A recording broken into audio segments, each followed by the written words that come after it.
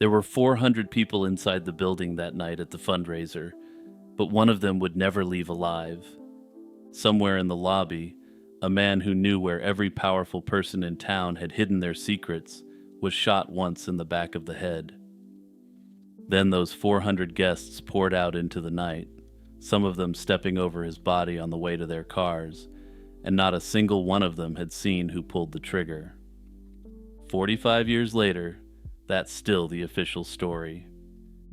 The dead man's name was Jay Given, and in East Chicago, Indiana, he was about as close to untouchable as a private citizen could get. He was 51 years old, a municipal attorney with a reputation for wielding influence better than anyone in the county. People had taken to calling him the city's midnight mayor, the man who ran things after the lights went out and the official mayor went home. East Chicago was a blue-collar steel town, and it was a place where the local political machine touched almost everything. For 2 decades, Given was one of the engines of that political machine. He raised money and brokered alliances, and more often than not, he decided which candidates rose and which ones got buried, figuratively at least. His own son would later describe him as the power behind the throne, a man who understood elections cold, and who knew exactly which skeletons were in which closets. That kind of knowledge made him useful, but it also made him dangerous, and it earned him a long list of enemies. From 1963 to 1974, Given served as East Chicago's city attorney, and afterward he stayed close to power as an advisor to Mayor Robert Pastrick and as legal counsel to the city's sanitary board. He'd helped put Pastrick in office around 1970, but the partnership aged like a bucket of goat milk left in a sauna. Pastrick pushed him off the sanitary board, and Given did what Given did. He sued, going after the mayor and several councilmen. His law firm wasn't exactly keeping a low profile either during this time. It had reportedly pulled in millions through bond deals and consulting work across the 1970s. This included a $17 million sewer project that earned it more than $300,000 in legal fees and consulting fees. Federal agencies, the IRS among them, had started circling both Jay Given and his law firm, questioning the nature of these transactions. So by the spring of 1981, Given was a man with tons of money, leverage, a fresh political battle on his hands, and no shortage of people who'd have preferred him quiet. On Friday, May 15, 1981, the Elks Lodge on Magoon Avenue was hosting a fundraiser for Adderson Spann, a Lake County commissioner who was weighing a run for mayor. For Given, simply showing up was a statement about who he supported, and perhaps more importantly, who he didn't. After the break with Pastrick, walking into that room meant publicly throwing his weight behind Spann, and he wanted people to see him do it. That afternoon at the office, Given had tried to get his son to come along. Jeff Given was 25, just home from his first year of law school and clerking at his father's firm. He'd already made plans with a childhood friend and turned the ticket down, despite the fact that the event was, in essence, a business development opportunity. His father was upset over this and stopped speaking to him for the rest of the day. That evening, when Jeff left the house, his dad was sitting on the couch watching a movie, and the two men didn't say goodbye. Given, for his part, finished up the movie, apparently it was one starring Burt Reynolds, and arrived at the Elks Lodge alone around 9:30.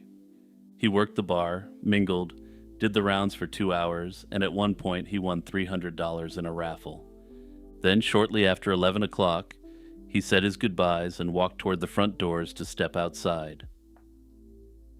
He never made it through the door, and here's where the cold case mystery arises. A single round entered the back of his head, passed through, and exited the front of his forehead.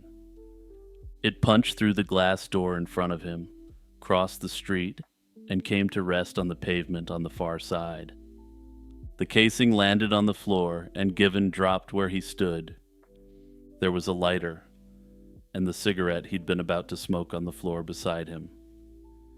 He was officially pronounced dead at 11:33 that night at St. Catherine Hospital. And here's the first wrinkle, and it's a slightly strange one, in a case that has a lot of weird occurrences. The early police account described an execution, a shot fired at point-blank range, but the autopsy told a slightly different story. The deputy coroner found no powder burns on Given's scalp, which suggested the shot hadn't come from point-blank at all, but from a few feet away, somewhere inside the club. It seems like a small detail, but it mattered, because it meant the gunman had likely been standing out in the open when he fired, in a building packed with people. But let's get back to what happened immediately after the shots were fired, since it was what made me investigate this case further. At 14 minutes past 11, a call came into police headquarters with a report that a man had been shot. She spoke English with a heavy Latin American accent, and the dispatcher, instead of keeping her on the line, simply hung up on her.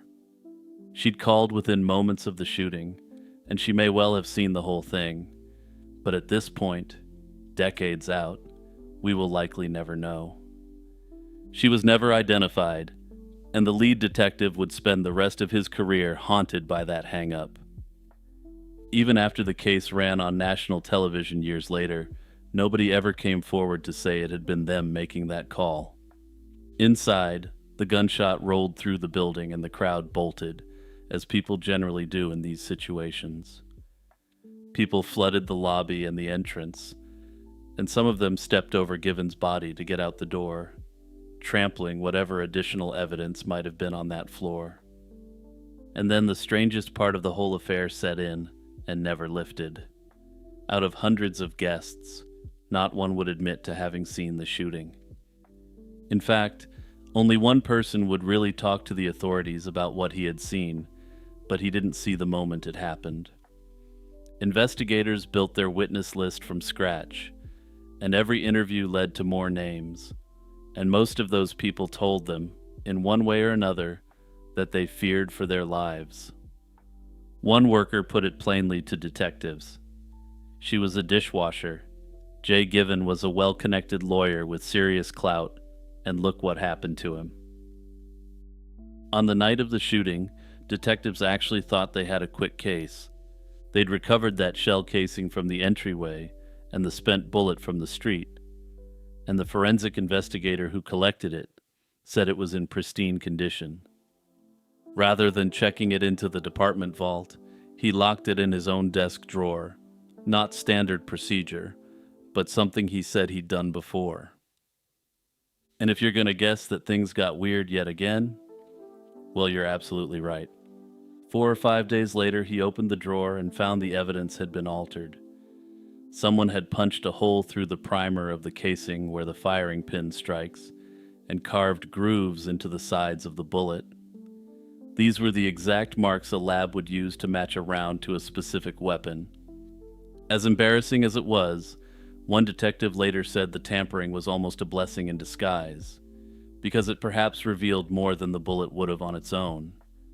It meant the person they were after had to be connected to the police department itself, and that narrowed a seemingly endless suspect pool down to a very small one.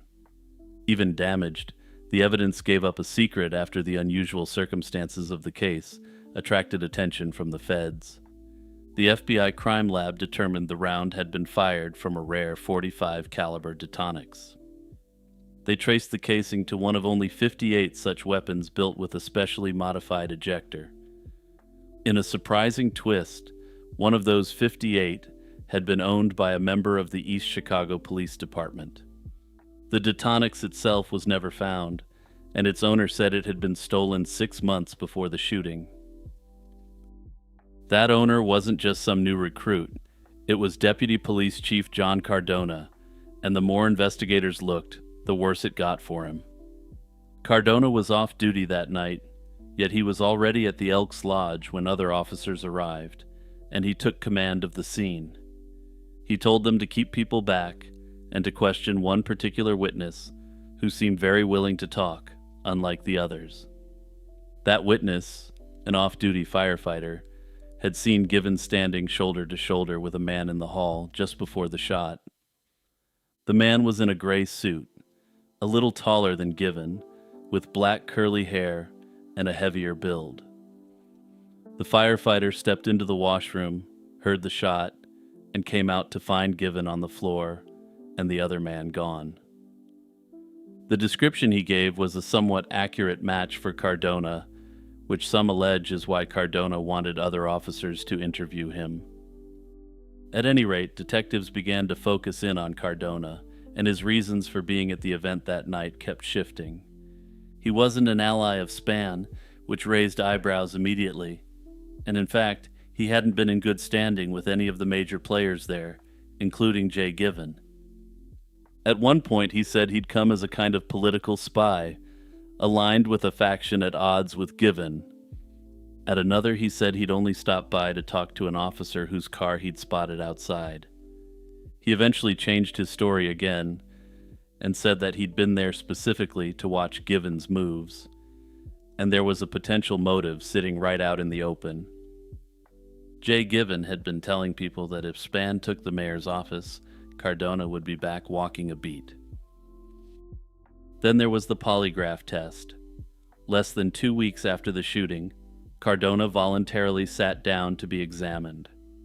The chief examiner came away convinced he'd lied to every relevant question, though if you're a long-time viewer, you know what I think of polygraphs. Cardona later refused to take a second test covering questions related to the evidence tampering with the bullet. Despite the allegations against Cardona, he never went on trial, and he was never even charged. On paper, the circumstantial case had everything you could want: an alleged motive, the witness description, the rare weapon, the access to the evidence, and more. Given the sensitive nature of the case, a special prosecutor was brought in, a grand jury convened in late 1982, and witnesses, Cardona among them, were called. But under Indiana law, the panel couldn't run more than 2 years, and in 1984 it was discharged without ever returning an indictment. The evidence tampering, for its part, produced the only conviction the cold case ever generated.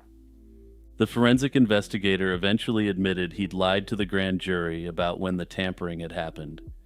He claimed that he believed that Cardona would discipline him if he gave a proper timeline in his grand jury testimony. Notably, he didn't ever say that Cardona had threatened him, or even implied that he wasn't allowed to give the correct timeline. Rather, he just felt that there may be some recrimination if he gave accurate evidence. As for Cardona, in 1983 he was dismissed from the force on disciplinary grounds, not long after refusing that second polygraph. He moved out of state, and he has always insisted he did nothing wrong, giving his latest interview denying responsibility in May 2026. Now, while I'll admit things look very bad for Cardona here, the case is ultimately entirely circumstantial. The one thing I'm taking away from this case is that East Chicago was giving Chicago, Illinois a serious run for its money in terms of corruption in the 1980s. Given the amount of backroom scheming and other forms of corruption, I wouldn't find it outside the realm of possibility that Cardona was framed. My main problem with the allegations against Cardona is the fact that if he wanted to commit this crime, he had no reason to do it in a club full of 400 people. Let's put it in perspective. He was a small-town cop in rural Indiana in the early 1980s. There's about 1 million different untraceable ways he could have used his authority to pull off the attack if he was indeed the one to do it. The idea that he would conduct the attack in a place where there were hundreds of witnesses and his face was well known seems somewhat unusual. Further yet, the idea that he'd use his own missing detonics, an incredibly uncommon weapon, to commit the crime and then imperfectly destroy the evidence seems a little suspicious to me. I don't have the evidence to prove it, of course, but if I had to take an educated guess, I think there's a decent chance the entire thing was a setup. Also, If anyone out there is familiar with East Chicago, I'd love to hear your read on the city and its unusual politics in the comments. Hey everyone, it's Jimmy with my usual quick reminder to ring the notification bell and turn on all notifications. Also, don't forget to check out the membership or the Patreon if you want to take your support for my channel to the next level. 3 months after Christy Nichols vanished, her blue suitcase turned up beside a tree at an Interstate 80 rest area near Maxwell, Nebraska. Everything she'd supposedly packed was still folded neatly inside, as though someone had wanted it found. That wasn't the strange part. The strange part was that her husband had already described the contents to police, item by item, months before anyone found it. Christy was born on September 6, 1965, in the small farming town of Overton, Nebraska. Her parents divorced when she was young, and she grew up with her mother, Connie, a stepfather, 2 siblings, and 3 stepbrothers. By every account, she was painfully shy, a good student who didn't think much of herself or have good self-esteem. That changed when she became a mother, and the people who knew her say her kids became the thing she was proudest of, the part of her life that finally made sense. She graduated from Overton High School in 1983 and spent a single semester at Kearney State College before deciding it wasn't for her. Looking for room to breathe, far away from her mother and stepfather's rules, she moved to Gothenburg to live with her paternal grandmother, Violet. Gothenburg was a town of about 3,500 people, sitting right on Interstate 80, and it was there she met Mark Nichols. They married in 1984, when Christy was 19, which was a bit younger than usual at the time, but nothing that raised too many eyebrows. Their daughter, Lindsay, arrived that December, and a son, Preston, followed in the spring of 1986. To outsiders, it looked like the family Christy had always wanted, that she finally found her happily ever after. She worked part-time tending a bar at a lounge in town, while Mark pumped gas at a local station. But underneath, something was wrong, and the people closest to her could feel it, even if Christy wasn't talking about it much openly just yet. That all changed when Christy confided in her family that Mark monitored her phone calls and needed to control where she went and who she saw.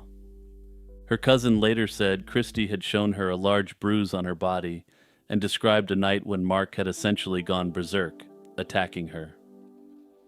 Christy tended to wave these things off as if they weren't a big deal, but everyone around her told her that wasn't normal, and it was going to get worse. Unfortunately for Christy, her assessment of the situation and the danger she was in was completely wrong. In the days before she disappeared, Christy went to the emergency room at the Gothenburg hospital. Her thumb had been bent backward hard enough to need treatment, and the narrative that was given to the medical staff there raised some eyebrows. Mark's version was that she'd attacked him and burned his neck with a cigarette, and that he'd tossed her onto a bed in self-defense, where she landed wrong. The doctor who treated her wasn't convinced, but there wasn't too much she could do. She later said Christy behaved like a frightened puppy, avoiding eye contact and barely speaking, with Mark waiting just outside the room. Personally, I'd like to believe if I were a physician, I would have separated her out and asked more questions. At any rate, this event was the final straw for Christy, and on December 9th, she did something that took real courage. She drove 10 miles out of town to Kozad and sat down with a divorce attorney named Claude Barrickman. She deliberately chose somewhere far enough away that Mark wouldn't hear about it, since of course news travels fast in small towns. Barrickman had handled hundreds of divorces, and according to an interview he gave on Unsolved Mysteries, he'd rarely seen a client so frightened. She told him she wanted out, and she wanted custody of her children, but she had no money of her own. He told her not to worry about the money, reported his behavior to the authorities with her permission, and urged her not to go back home. He, of course, had no ability to compel her not to return home to Mark, while the wheels of the legal system began to slowly turn. She made a follow-up appointment for the next week and left, but she never made that meeting. On December 10th, the Nicholses spent the afternoon doing something ordinary. They took the kids Christmas shopping, posed them for pictures with Santa, and had dinner at Pizza Hut. Mark would later say he could feel anger radiating off his wife all day.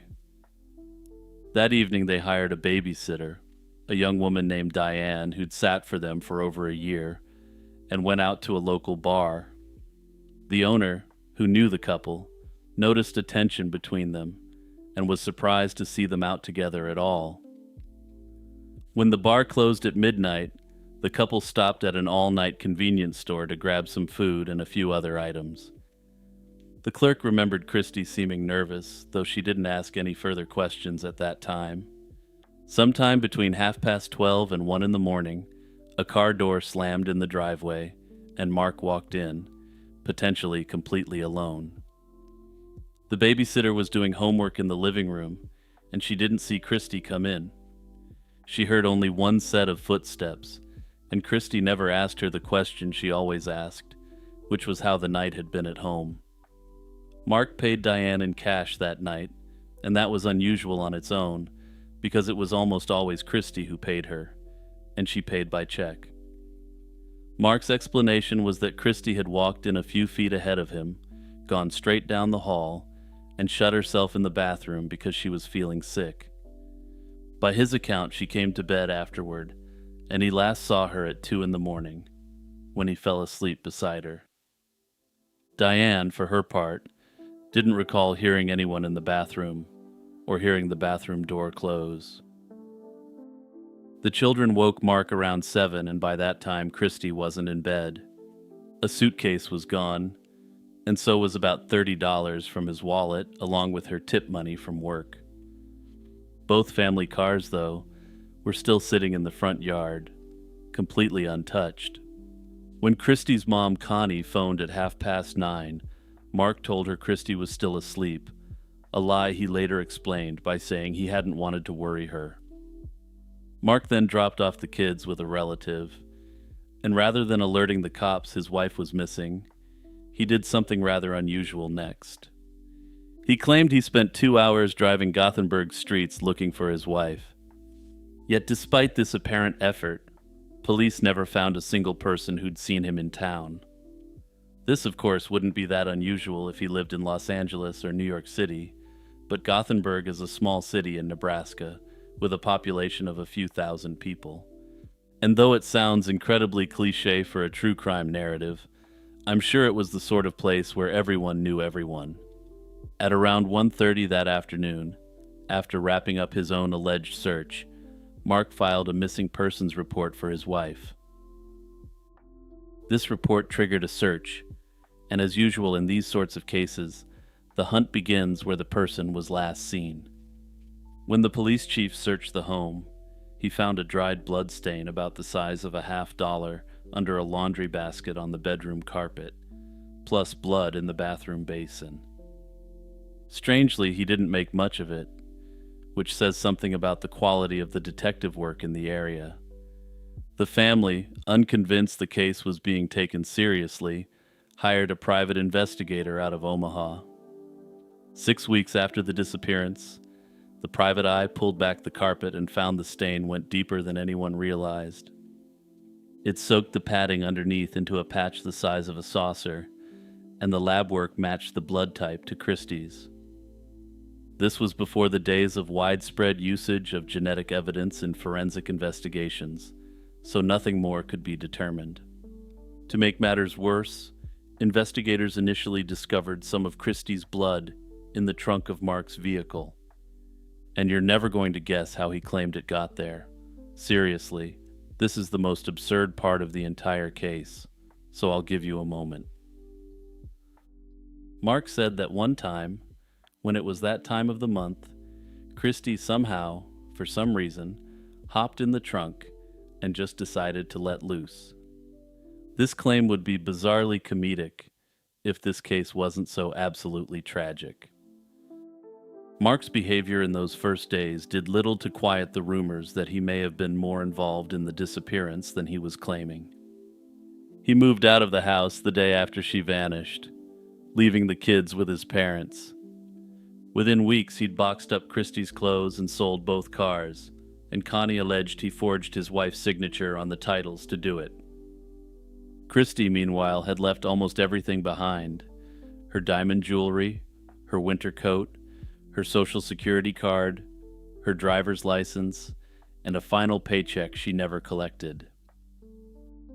Then there was the matter of what she'd taken, and when investigators asked, Mark didn't just say a suitcase and a purse.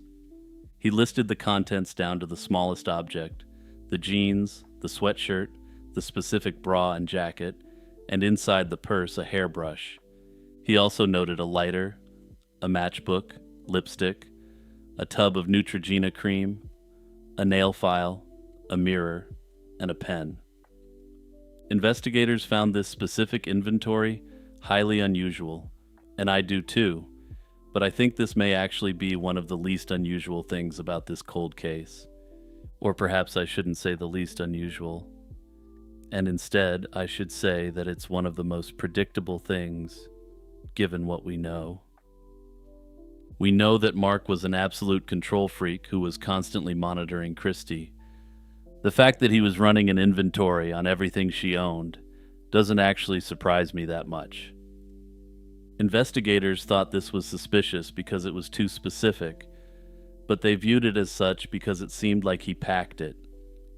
I also think it's suspicious, but for an additional reason.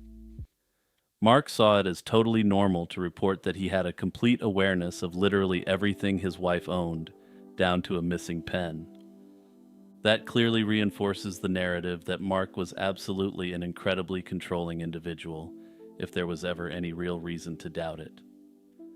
In March 1988, that suitcase surfaced at the rest area near Maxwell, about 30 miles west of town, the clothing still folded neatly inside. Nothing about the scene looked like a panicked woman ditching her things on the run. It looked staged, set down by someone who wanted it found, and ultimately, it contained virtually every item that Mark said was missing. In the months and years that followed, searchers covered close to 200 square miles. They went through the town dump after a rumor that Christie's body had been dumped there, but nothing came up. Scuba divers worked the nearby lakes, cadaver dogs swept fields and the fresh gravel fill under 2 new overpasses, and none of it turned up a trace of her. Anyway, I had a long talk in my script at the end of this one about my theories of this case, but after recording this segment, I think what I've said speaks for itself. From here, you can make up your own mind as to whether the case of Christie Nichols is much of a mystery at all. In the end, I just hope enough evidence has been preserved so that modern forensic techniques can one day crack the case and get justice for her family.